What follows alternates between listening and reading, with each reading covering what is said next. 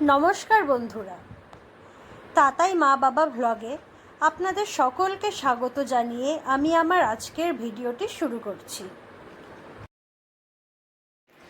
ঘুম থেকে ওঠার পর আমাদের সকালে একটাই চিন্তা, আজ ব্রেকফাস্ট কী হবে। আর তার মধ্যে যদি থাকে বাচ্চার স্কুল, তবে তো টিফিনেরও একটা বড় চিন্তা থাকে মায়েদের। রোজ রোজ আমাদের কারোরই একঘেয়ে খাবার খেতে ভালো লাগে না, তাই আমি তাতাইকে টিফিনে দিয়েছি দুর্দান্ত স্বাদের আলু চিজ পরাঠা। আর আমি আর তাতাইয়ের বাবাও আজ ব্রেকফাস্ট এটা দিয়েই করেছি। তাহলে আপনারা দেখে নিন আমি এই আলু চিজ পরাঠা কিভাবে বানিয়েছি। পরোটার ভিতরের পুরের জন্য আমি এখানে কয়েকটা আলুকে দু টুকরো করে কেটে নিয়েছি আর প্রেসার কুকারে জল দিয়ে কয়েকটা সিটি মেরে সেদ্ধ করে নিয়েছি। আলুগুলো সেদ্ধ হয়ে যাওয়ার পরে আমি একটা পাত্রের মধ্যে ঢেলে নিয়েছি আর গরম অবস্থাতেই একটা চামচের সাহায্যে আলুগুলোকে ভেঙে নিচ্ছি। তবে আমি কিন্তু আলুগুলোকে একদম মিহি করে ভাঙিনি, কয়েকটা আলুকে আমি বেশ টুকরো টুকরো করেও রেখেছিলাম।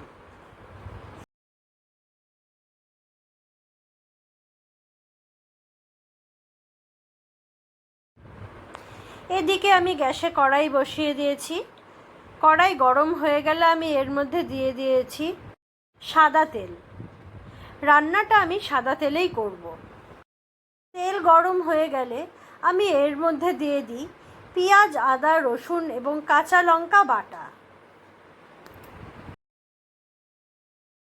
তারপর এতে দিয়ে দিই হলুদ গুঁড়ো আর পরিমাণ মতো নুন। এবার আমি খুন্তি দিয়ে মশলাগুলোকে খুব ভালো মতন মিশিয়ে নিই এবং আঁচ কমিয়ে নিয়ে কষিয়ে নিচ্ছি। কিছু সময় পর দেখলাম আমার মশলা কষে এসেছে আর মশলার থেকে তেলও প্রচুর পরিমাণে ছেড়ে দিয়েছে। এই সময়ে আমি এর মধ্যে দিয়ে দিচ্ছি আলুগুলোকে। আলু দেওয়ার পর আমি মশলার সাথে আলুগুলোকে খুব ভালো মতন ভেজে নিচ্ছি, যাতে আলুর ভিতরে মশলাগুলো ঢুকে যেতে পারে।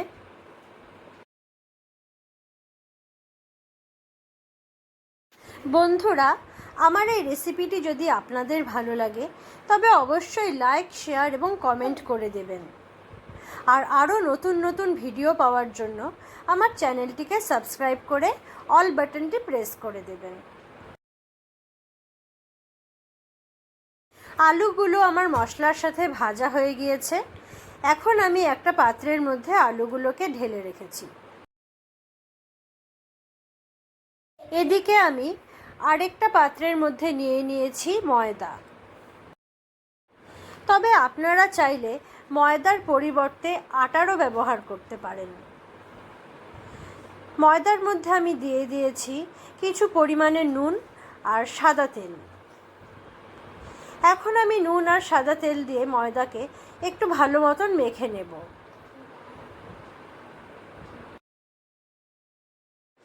তেল নুন দিয়ে ময়াম মাখার পরে আমি দিয়ে দিচ্ছি অল্প পরিমাণে জল।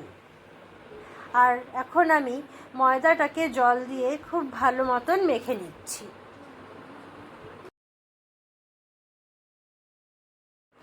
আমার ময়দা মাখা হয়ে গিয়েছে। তারপর আমি এর থেকে 5টা লেচি কেটে নিয়েছি।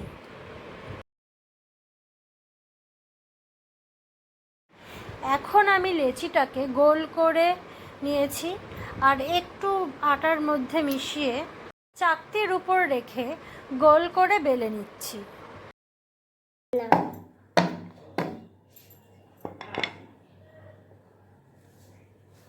আমি একটা রুটি বেলে নিয়েছি আর এদিকে গ্যাসে বসিয়ে দিয়েছি গরম তাওয়া। তাওয়া গরম হতে হতে আমি বাকি রুটিগুলোকেও ঠিক একইভাবে বেলে নিচ্ছি। সব কটা রুটি যখন আমার বেলা হয়ে গিয়েছে, তারপর আমি রুটিগুলোকে দিয়ে দিয়েছি গরম তাওয়ার মধ্যে। প্রথমে আমি একটা পাশ হালকাভাবে সেঁকে নিয়েছি, তারপর আমি পাশ উল্টে দিয়েছি আর উল্টো দিকটাও হালকা করে ভেজে উঠিয়ে রেখেছি। তারপরে আমি একইভাবে বাকি রুটিগুলোকেও সেঁকে নিয়েছি।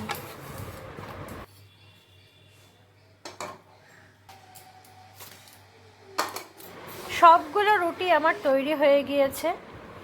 এখন আমি একটা রুটিকে এইভাবে পেতে নিয়েছি আর রুটির মাঝখান থেকে এক পাশে দিয়ে দিয়েছি তরকারিগুলোকে। এই পরোটার ক্ষেত্রে কিন্তু আলুর তরকারিকে সমস্ত পরোটার মধ্যে লাগানো যাবে না। দেখতেই পাচ্ছেন তরকারিটা লাগানো হয়েছে রুটির ঠিক মাঝখান থেকে শুরু করে একটা সাইড অবধি। এবার একটা চিজ নিয়ে আমি এইভাবে গ্রেট করে দিচ্ছি আলুর উপরে।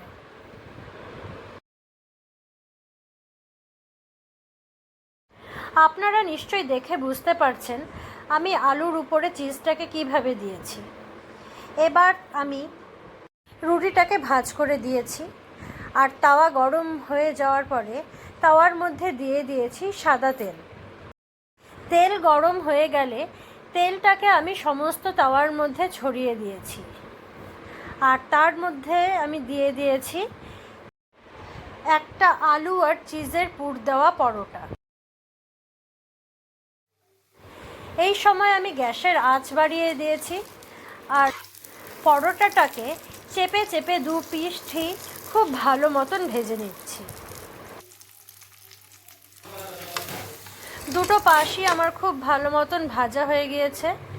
এখন আমি এই পরোটাটাকে তুলে রেখে দেব। একইভাবে আমি বাকি পরোটাগুলোকেও তৈরি করে নিচ্ছি আর ভেজে নিচ্ছি।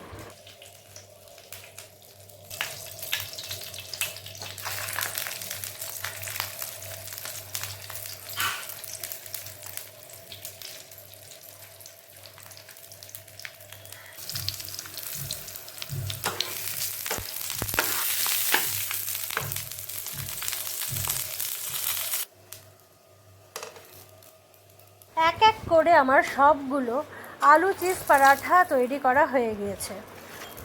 এখন আমি সার্ভ করে নেব।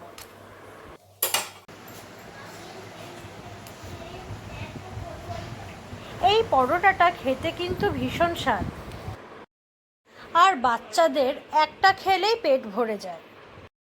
তাহলে দেরি না করে আপনারাও আমার মতন স্কুলে বাচ্চাদেরকে এই টিফিনটা বানিয়ে দিন, তারা খাবেও খুব আনন্দ করে।